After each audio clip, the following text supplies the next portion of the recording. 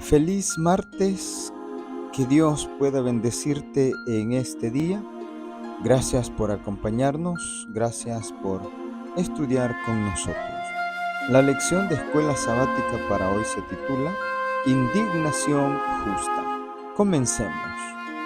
Aunque hay muchas formas inapropiadas de ira, la Biblia también enseña que existe la justa indignación.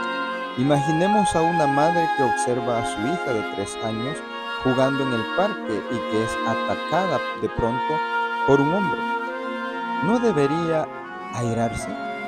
Por supuesto que sí. La ira es la respuesta apropiada del amor en tal circunstancia. Este ejemplo nos ayuda a entender la justa indignación de Dios. Te invito a que puedas leer Mateo 21:12 y versículo 13. Y San Juan 2, versículos 14 y 15. Dice Mateo: Y entró Jesús en el templo de Dios y echó fuera a todos los que vendían y compraban en el templo, y volcó las mesas de los cambistas y las sillas de los que vendían palomas, y les dijo: Escrito está, mi casa, casa de oración será llamada, mas vosotros la habéis hecho cueva de ladrones. La pregunta es: ¿qué nos dice la reacción de Jesús ante la forma indebida en que era utilizado el templo acerca del enojo divino en respuesta al mal?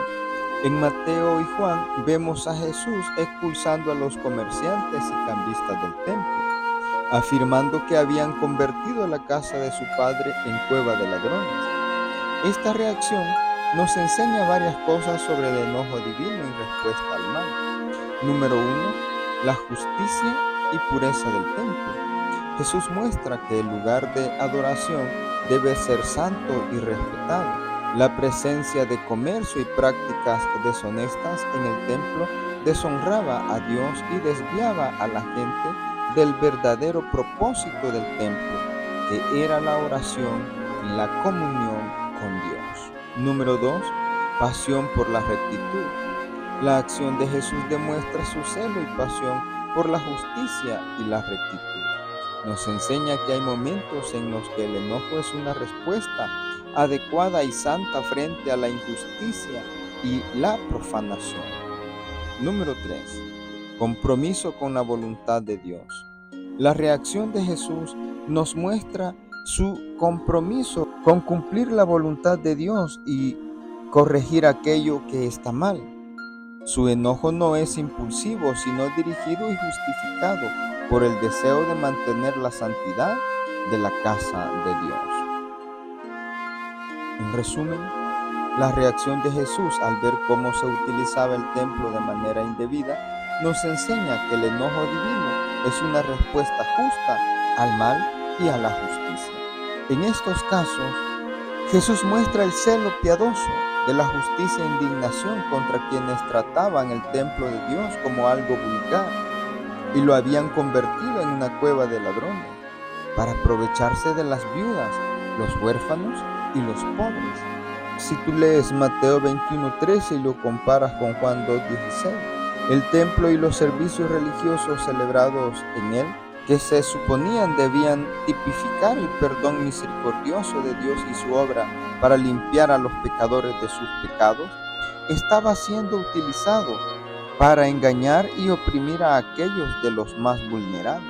Era lógico que Jesús se airara a causa de esa abominación. Marcos 10, 13, 14 y Marcos 3, 4, 5 ofrecen más ejemplos de su justa indignación. Cuando la gente traía niños pequeños a él y los discípulos reprendían a quienes los traían, Jesús se enojó, literalmente, se indignó. Les dijo: dejad a los niños venir a mí. Marcos 10, 13 y 14. En otra ocasión, cuando los fariseos esperaban que Jesús sanara a alguien para acusarlo de quebrantar el sábado, el Señor les preguntó: ¿es lícito en los sábados hacer bien o hacer mal, salvar la vida o quitarla? Marcos 3:4. Los miró con enojo y tristeza al ver la dureza de sus corazones y procedió a curar al hombre. Marcos 3:5. La ira de Cristo se asocia aquí con el dolor por la dureza de ello. Es la justa ira del amor, la misma atribuida a Dios en el Antiguo Testamento. ¿Cómo podría el amor no, cómo podría el amor no sentirse molesto por el mal, especialmente cuando éste hiere a quienes son objeto de ese amor? ¿Cómo podemos cuidarnos de justificar la ira egoísta como si fuera justa indignación? ¿Por qué es tan fácil cometer ese error? ¿Y cómo podemos protegernos de esta trampa sutil, pero real? El comentario de la escritora Elena White nos dice lo siguiente: Jesús descendió lentamente los escalones del templo y levantando el látigo que en su mano parecía haberse convertido en un cetro real, ordenó a los negociantes que abandonaran los límites sagrados del templo y se llevaran sus mercancías. Con un celo sublime y una severidad que nunca antes había manifestado, volcó las mesas de los cambistas y las monedas cayeron, sonando fuertemente sobre el suelo del mármol. Los más endurecidos y desafiantes no se atrevieron a desafiar su autoridad, sino que, con pronta obediencia, los dignatarios del templo, los sacerdotes negociantes, los comerciantes de ganado y los agentes de bolsa huyeron de su presencia.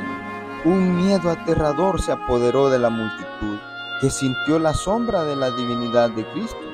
Gritos de terror escaparon de cientos de labios palidecidos, mientras la multitud se precipitaba del lugar. Jesús no los golpeó con el látigo de cuerdas, sino que a sus ojos culpables aquel simple instrumento les pareció como espadas relucientes y enfurecidas, girando en todas direcciones y amenazando con derribarlos. Si la presencia del Señor santificaba el monte, su presencia hacía igualmente sagrado el templo erigido en su honor. Dice el libro El espíritu de la profecía, tomo 2, página 118. Dios pueda bendecirte el día de hoy. Si aún no te has suscrito, suscríbete a nuestro canal y acompáñanos el día de mañana. Que Dios te bendiga.